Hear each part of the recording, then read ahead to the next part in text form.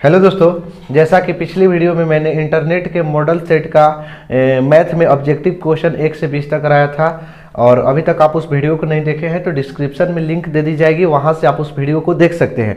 आज हम लोग 21 से क्वेश्चन पढ़ेंगे ऑब्जेक्टिव में। तो देखिए 21 क्वेश्चन आपके सामने दिखाई दे रहा होगा। 21 क्वेश्चन में है कि यदि समांतर श्रेणी का सामान्य पद 6 - 4n है तो सार्वअंतर कितना होगा। देखिए सामान्य पद यानी कि दिया हुआ है an 6 - 4n और हमसे पूछा क्या जा रहा है कि इसका सार्वअंतर ज्ञात करें। तो देखिए आप यहां से समझिएगा n क्या है, तो n जो है प्राकृतिक संख्या है। n क्या है? प्राकृतिक संख्या। प्राकृतिक संख्या आप लोग जानते हैं ना, नेचुरल नंबर यानी गिनती की संख्या 1 2 3।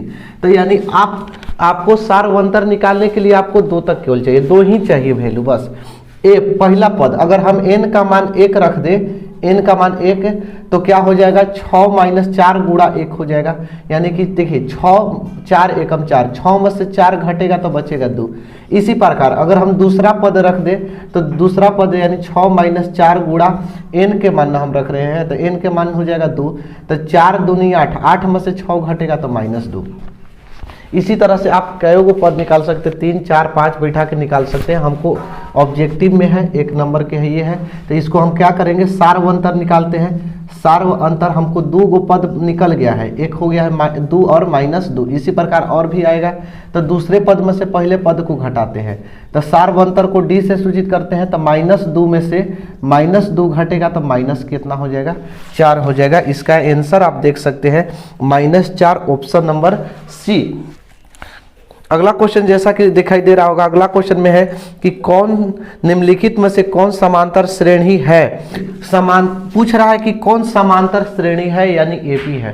तो एपी हम जानते हैं कि एपी निकालने के लिए चाहे इसमें से इसको घटाए, चाहे इसमें से इसको घटाए, चाहे इसमें से इसको घटाए, हर कंडीशन में सार्वअंतर घटाने पर बराबर ही आना चाहिए, तब ही हम एपी कहेंगे। तो देखिए तो हम पहला यहाँ से चल रहे हैं, 4 में से -2 घटा दे रहे हैं, ठीक। तो -2 घटाएंगे तो कितना हो जाएगा, अगर सार्वअंतर निकाल रहे हैं तो 4 माइनस माइनस हो जाएगा प्लस, 4 + 2 4 2 6। अगर फिर यहाँ से देखें कि d निकालने के लिए इसमें से इसको घटाएंगे तो -6 में से हम 4 को घटा देंगे तो -10 हो जाएगा। तो ये जो हो गया हमारा क्या हो गया, गलत हो गया, ये एपी नहीं है। अब दूसरा पर हम ट्राई मारते हैं। देखिए दूसरा पर ट्राई मारेंगे तो कैसे मारेंगे, यहाँ से देखिए a² में से -a करेंगे तो यहाँ से अब कितना लोग क्या करते हैं ना कि a² में से a घटेगा ना तो एगो a निकल जाए, एगो लिखेगा, ये गलती हो जाएगा, एगो a नहीं बचेगा बाबू, 2a में से ऐसे में से a घटता है तब a बचता है, ठीक है। तो हम क्या करेंगे यहाँ कि a का कॉमन निकाल देंगे, a का कॉमन निकालेंगे तो बचेगा a और यहाँ बच जाएगा 1, ठीक। इसी प्रकार हम इसमें से a यहाँ से d का मान निकालेंगे, aq में से a² घटा देंगे तो क्या हो जाएगा, यहाँ से a² को आपको कॉमन लेना होगा। a² का कॉमन लिए तो a यहाँ 3 गो था तो एगो बचेगा, माइनस में बचेगा 1। देखिए क्या दोनों बराबर है, ये वाला तो पार्ट दोनों का बराबर है, बाकी यहाँ a है यहाँ a² है तो बराबर नहीं है। तो हम कह सकते हैं ये भी एपी में नहीं है। तीसरा ऑप्शन देखिए, तीसरा ऑप्शन में तीसरा d निकाल के देखते हैं, तीसरा का यहाँ निकालते हैं। d निकालेंगे तो 1/2 में से -3/2 करके देखते हैं। 2 2 का एलसीएम 2 यानी हो जाएगा 1, 2 एकम 2 तो 1 -3, -2 बचेगा, बटा में 2 हो जाएगा, 2 एकम 2 यानी -1 हुआ। इसी प्रकार हम -1/2 में से -1/2 में से इसमें से इसको घटा के देखते हैं, -1/2 2 हो जाएगा, -1 -3/2 हो जाएगा, सॉरी 2/2 यानी -1 हो जाएगा। अब इसको में से इसको घटा के देते हैं कि -3/2 में से हमको -1/2 घटाना है तो -3/2 अब प्लस में हो जाएगा 1/2, 2 2 के एलसीएम 2, -3 + 1 यानी -2/2। तो यानी देख रहे हैं कि -1 आ रहा है ना। अगला क्वेश्चन आपको दिखाई दे रहा होगा कि मूल बिंदु के नियामक क्या होते हैं। तो मूल बिंदु आप याद रखिएगा कि 0 और 0 होता है, मूल बिंदु क्या होता है 0 0। अगला क्वेश्चन में है कि त्रिभुज ABC समरूप है त्रिभुज PQR के और QR/BC दिया हुआ है 2/3, तो एरिया ऑफ त्रिभुज PQR और एरिया ऑफ त्रिभुज ABC ज्ञात कीजिए।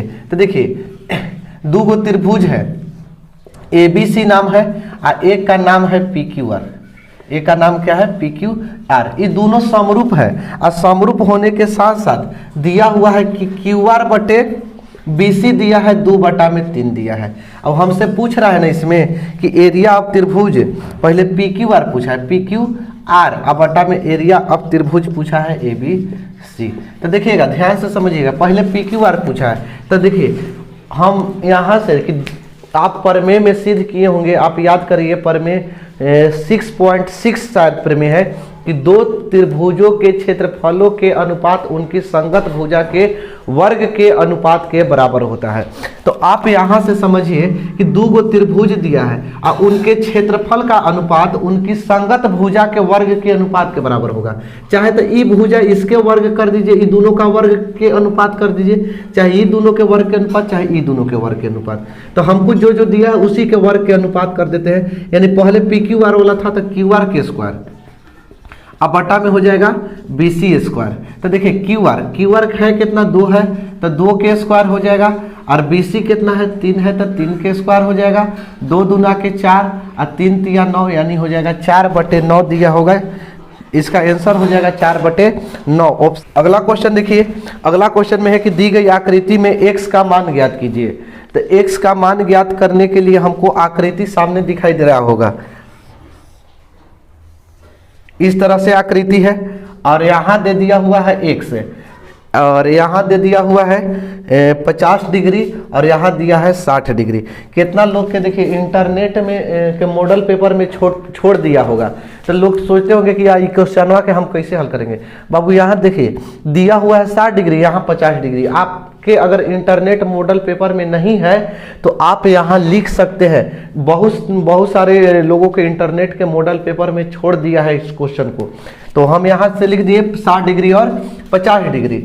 अब यहाँ से देखिए इसका नाम नहीं दिया है तो त्रिभुज के तीनों कोण हम नाम रख लेते हैं ABC। ठीक, त्रिभुज के तीनों कोणों को मिलाकर 180 डिग्री होता है, ये आप जानते होंगे कि कोण A प्लस कोण B प्लस कोण C जो होता है 180 डिग्री के बराबर होता है। A कितना दिया है? 60 दे दिया है, B कितना दिया है? 50 दिया है और C नहीं ज्ञात है, तो C का हम कोण पहले ज्ञात करते हैं। अब बराबर 180। अब बताइए कि 60 और 50 से 110 हो जाएगा और कोण C बराबर 180 डिग्री हो जाएगा। या कोण C बराबर निकालेंगे तो 180 डिग्री अब माइनस हो जाएगा 110 डिग्री, तो कोण C बराबर बचेगा 70 डिग्री। इतना दूर तक तो आपको समझ में आ ही रहा होगा कि कैसे बनाए। त्रिभुज के तीनों कोण मिला के 180 डिग्री कर दिए। अब देखिए यही थोड़ा सा समझिएगा, इस C का मान 70 डिग्री आ गया, इसी का ना।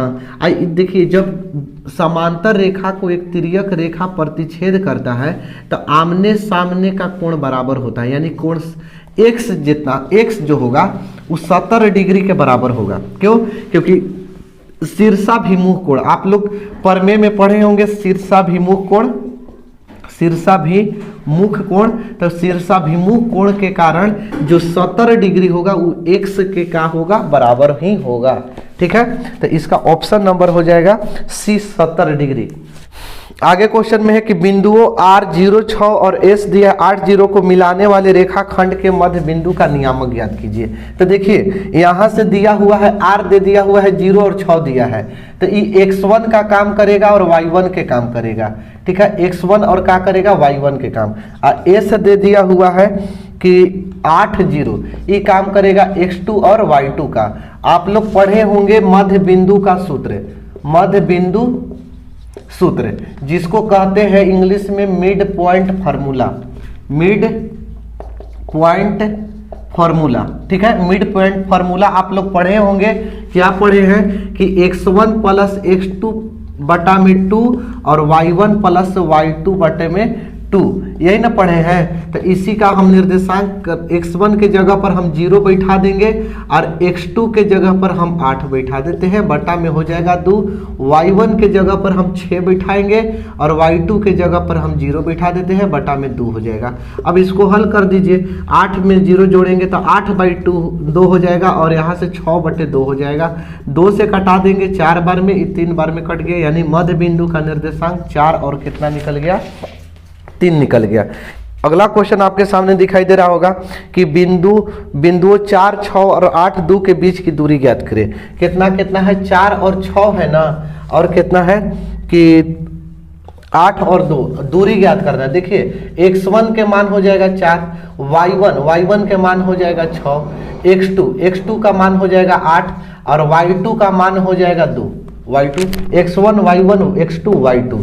ठीक, दूरी का फार्मूला आप लोग पढ़े होंगे कि under root x2 minus x1 का whole square plus y2 minus y1 का होल स्क्वायर होता है। चाहे आप ये भी लिख सकते हैं x1 माइनस x2 का whole square, y1 minus y2 का होल स्क्वायर। चलिए x2 का मान बैठा देते हैं 8, माइनस x1 के मान बैठा देते हैं 4, होल स्क्वायर दे देते हैं, y2 के मान बैठा देते हैं 2, y1 का मान बैठा देते हैं 6, स्क्वायर दे देते हैं। अब इसको कुछ नहीं हल कर देना है, 8 में से 4 को घटा दिए, 4 का स्क्वायर, 6 में से 2 घटेगा तो -4 का होल स्क्वायर। अब यहाँ से देखिए 4 चौके 16 हो जाएगा, माइनस माइनस 2 बार गुणा होता है तो प्लस ही हो जाता है, 4 चौके 16, 16 को जोड़ देंगे 32 को तोड़ देंगे तो 16 दूनी के 32 होता है। 16 के वर्गमूल आपको पता है 4 और अंदर में 2 का वर्गमूल नहीं निकलता है तो 2।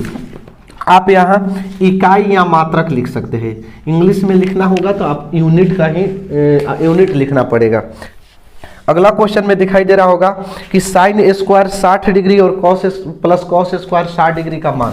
तो आपको फार्मूला याद होगा, sine square theta plus cos square theta वो होता है 1। क्यों? क्योंकि जब थीटा दोनों में सेम हो तो उसका वैल्यू कितना हो जाता है, 1 हो जाता है।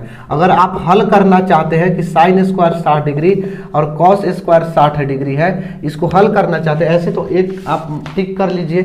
अगर हल करना चाहते हैं तो साइन 60 डिग्री का मान होता है √3/2, इसका होल स्क्वायर लिख दीजिए। कॉस 60 डिग्री का मान होता है 1/2 का होल स्क्वायर। ठीक, √3 में √3 से हुआ तो 3, 2 दूनी के हो जाएगा 4, 1 एकम 1 और 2 दूनी के हो जाएगा 4 हो जाएगा। 4 के एलसीएम लेंगे तो 4 से 4 में एक बार में 3 प्लस 1 हो जाएगा, 4 एकम 4 तो 1 एकम 1, 3 और 1 4, 4/4 हो जाएगा, एक बार में कट गया, 1 हो गया आंसर। ठीक है, इस तरह से आप हल कर लेते हैं। तो हल करने से अच्छा है कि फार्मूला याद रखें, sine square theta cos square theta. जब थीटा सेम हो और साइन और कॉस में रिलेशन हो, स्क्वायर हो और प्लस हो तो उसका वैल्यू कितना होता है, 1 होता है। कि यदि रैखिक समीकरणों का युग्म संगत हो तो रेखाएं होगी, तो हमेशा संपाती होगी, समांतर होंगी, हमेशा प्रतिच्छेदी होगी या प्रतिच्छेदी या संपाती होगी। तो देखिए संगत है तो संगत में 2 गो होता है। ठीक है, संगत कौन कौन होता है, या तो प्रतिच्छेदी भी हो सकता है, प्रतिच्छेदी, या तो हो सकता है संपाती भी हो सकता है। ठीक है, संगत कहेगा तो प्रतिच्छेदी या संपाती, और संगत कहेगा असंगत कहेगा तो आप इसको मारिएगा समांतर। फिलहाल में आपको दिया है संगत कहा है तो संगत में प्रतिच्छेदी और संपाती दोनों होगा, ऑप्शन नंबर इसका डी हो जाएगा। चलिए आगे देखते हैं हम लोग। अगला क्वेश्चन आपको दिखाई दे रहा होगा कि बिंदु -6, -5/2। देखिए आप लोग के मॉडल सेट में प्लस लिख दिया है जो कि गलत लिख दिया है। ठीक है, आपको यहाँ से कोमा दे देना है। ठीक है, प्लस की जगह आपको क्या दे देना है, कोमा दे देना है। तो -6 है और -5 में कितना है, 2 है। अब कह रहा है किस चतुर्थांश में है, चाहे किस पाद में है। तो आप लोग के बताए थे एक बार जब टारगेट के ऑब्जेक्टिव क्वेश्चन बता रहे थे कि पहला, दूसरा, तीसरा होता है, ये चौथा होता है। आप इसको याद रखिएगा कि इसमें प्लस प्लस होता है, इसमें माइनस प्लस होता है, इसमें माइनस माइनस होता है, माइनस माइनस, इसमें होता है प्लस माइनस होता है। तो आप यहीं से देख के बता सकते हैं कि किस पाद में है। तो यहाँ से आप देख सकते हैं कि इस पहले दोनों में माइनस है तो माइनस माइनस किस में होता है, तो तृतीय में होता है। तो इसका आंसर हो जाएगा तृतीय, ऑप्शन नंबर हो जाएगा सी। अगला क्वेश्चन में है कि त्रिभुज PQR में भुजा QR को बिंदु S तक इस तरह बढ़ाया गया है। तो यहाँ से देखिए एक त्रिभुज बना लेंगे। ठीक है, इसका नाम लिख लेते हैं PQR। अब इसमें आगे क्वेश्चन कह रहा था कि QR भुजा को बिंदु S तक बढ़ाया गया है, इस प्रकार बढ़ाया गया है कि कोण PRS बराबर दिया हुआ है कितना, 120 डिग्री दिया हुआ है, 120 डिग्री। तो पूछ रहा है, और इसमें एक और दिया है QPR P R, Q P R दिया हुआ है 63 डिग्री। तब पूछ रहा है इसमें कि कोण पी क्यू आर कितना होगा, पी क्यू आर, यही ना क्यू का कोण पूछ रहा है, यही कोण पूछ रहा है। तो ध्यान से समझिएगा कि यहाँ 120 डिग्री का कोण बन रहा है, तो 120 डिग्री, और यहाँ से ऐसे घुमा देंगे तो एक कितना, एक चांद बनने लगेगा, और चांद बनता है तो 0 और 180 डिग्री का कोण बनता है, तो ये दोनों मिला के 180 डिग्री बनेगा। यानी यहाँ से अगर हम इसको x मान लेते हैं, इसको y मान लेते हैं, फिलहाल में मान के चलिए कि इसको y मान लिए, तो y प्लस 120 बराबर 180, दोनों मिला के देखिए एक चांद बनने लगा, चांद जहां बनता है तो 180 डिग्री का कोण बनने लगता है, तो 180 दोनों मिला के 180 डिग्री का कोण बनेगा। यानी y और 120 दोनों मिला के कितना डिग्री, 180 डिग्री। तो y बराबर 180 डिग्री, अब प्लस में 120 है तो माइनस में 120 कर देंगे तो y बराबर कितना हो जाएगा, 60 डिग्री। यानी जो y का कोण आ गया ये कितना आ गया, 60 डिग्री। y कितना आ गया, 60 डिग्री, याद रखिएगा 60 डिग्री। तो जब 60 डिग्री 63 डिग्री और ई कितना ये नहीं पता है, इसी को ज्ञात करना है, पी क्यू आर, हमको पी क्यू आर कोण ज्ञात करना है। तो देखिए 63 डिग्री और प्लस एक्स और प्लस कितना 60 डिग्री, तीनों त्रिभुज के तीनों कोण मिलाने के बाद 180 डिग्री बनता है। तो हो जाएगा x प्लस 3 6 6 12 123 डिग्री बराबर 180। अब 123 को इधर भेज दीजिए तो 180 माइनस 123 हो जाएगा, तो x बराबर 7 बचेगा, ये बचेगा 7 में से 2 गया तो 5, 57 डिग्री बचेगा। यानी x क्या है, कोण पी क्यू आर है ना, तो इसलिए हम लिख सकते हैं कोण पी क्यू आर बराबर 57 डिग्री हो गया आंसर। अगला क्वेश्चन में है कि यदि किसी त्रिभुज के कोण का समद्विभाजक विपरीत भुजा को समद्विभाजित करता है तो त्रिभुज क्या होंगे। तो त्रिभुज यहाँ से यदि कह रहा है कि किसी त्रिभुज के कोण का समद्विभाजक विपरीत हो, तो कोण का जो है समद्विभाजक विपरीत है तो समद्विभाजित भुजा हो जाएगा समबाहु। क्यों, क्योंकि देखिए अगर कोई त्रिभुज है इसको समद्विभाजित कर रहा है, बराबर भाग में बांट रहा है सब, तो इससे जो बना त्रिभुज, कोई भी त्रिभुज होगा वो क्या होगा, यहाँ से समबाहु त्रिभुज ही होगा। ठीक है, इसका आंसर आप याद रखिएगा डायरेक्ट समबाहु त्रिभुज। ABC में DE समांतर BC है। ठीक है, आप थेल्स प्रमेय जानते होंगे, थेल्स प्रमेय के अनुसार जो होता है थेल्स प्रमेय कि AD बटे में DB बराबर AE बटे EC, आप लोग सिद्ध किए होंगे। इसमें दे दिया हुआ है AD बटे DB दिया हुआ है, AD बटे DB दिया है 2/3, तो पूछ रहा है कि AE बटे EC कितना होगा, तो AE बटे EC भी होगा 2/3। इसमें आपको गलती दे दिया है तो आप यहाँ से सुधार सकते हैं। ठीक है, इसका आंसर हो जाएगा 2/3 ही होगा। चलिए अगले क्वेश्चन की ओर बढ़ते हैं। अगला क्वेश्चन में है कि त्रिभुज ABC, यहाँ गलती क्वेश्चन दिया है कि त्रिभुज ABC और DEF दिया हुआ है। ठीक है, आप याद रखिएगा ABC और DEF में AD बटे DE और बराबर दिया है BC बटे FD, तो समरूप होंगे जब कौन कोण बराबर होगा। देखिए यहाँ से हम एक त्रिभुज बना लेते हैं, यहाँ नाम लिख लेते हैं ABC और यहाँ लिख लेते हैं देखिए DEF, इस तरह से आपको लिखना पड़ेगा। ठीक है, समरूप करने के लिए। तो यहाँ से देख सकते हैं AB जो है AB के अनुपात में कौन है, DE है, DE यानी AB बटे दिया हुआ है DE और फिर दिया हुआ है कि BC बटे FD दिया हुआ है, यानी ई भुजा इसके बराबर BC बटे FD। तो कह रहा है कौन सा कोण बराबर होगा, तो दोनों समरूप त्रिभुज होगा, तो समरूप त्रिभुज होगा तो C किसके बराबर होगा, कोण C बराबर कोण F होगा, और A जो होगा वो E के बराबर होगा, A जो होगा वो E के बराबर होगा, और B जो होगा वो D के बराबर होगा, कोण B बराबर कोण D। तो इसमें आप ऑप्शन देख सकते हैं कि कोण B जो है वो D के बराबर है। अगला क्वेश्चन देखिए, अगला क्वेश्चन में है कि दी गई आकृति में PQ केंद्र O केंद्र वाले वृत्त की स्पर्श रेखा है। यदि OQ बराबर 3 सेंटीमीटर, PQ बराबर 4 सेंटीमीटर, तो OP ज्ञात करना है। तो यहाँ से आप चित्र बना लीजिए, चित्र देख सकते हैं बोर्ड पर। यहाँ पर O केंद्र है, इस तरह से चित्र दिया हुआ है। यहाँ पर P है, Q है, O है। तो OQ बराबर दिया है 3 सेंटीमीटर, OQ बराबर दिया है 3 सेंटीमीटर, अब PQ बराबर दिया है 4 सेंटीमीटर। तो लंब हो जाएगा, आधार हो जाएगा, कर्ण ज्ञात करना है। तो कर्ण यानी OP स्क्वायर बराबर कर्ण स्क्वायर बराबर, आप फॉर्मूला जानते होंगे, कर्ण स्क्वायर बराबर लंब स्क्वायर प्लस क्या होता है, आधार स्क्वायर होता है। तो लंब स्क्वायर, लंब है कितना 3 के स्क्वायर कर देंगे, आधार कितना है 4 है, तो 4 के स्क्वायर। तो OP स्क्वायर बराबर 3 तिहाई 9 और 4 चौके कितना हो जाएगा 16 हो जाएगा। तो OP स्क्वायर बराबर 16 और 9 कितना हो जाएगा 25 हो जाएगा। तो OP बराबर स्क्वायर को हम रूट में कर देंगे 25, अब 25 के वर्गमूल निकाल देंगे 5 सेंटीमीटर। इसका हो गया आंसर ऑप्शन नंबर सी।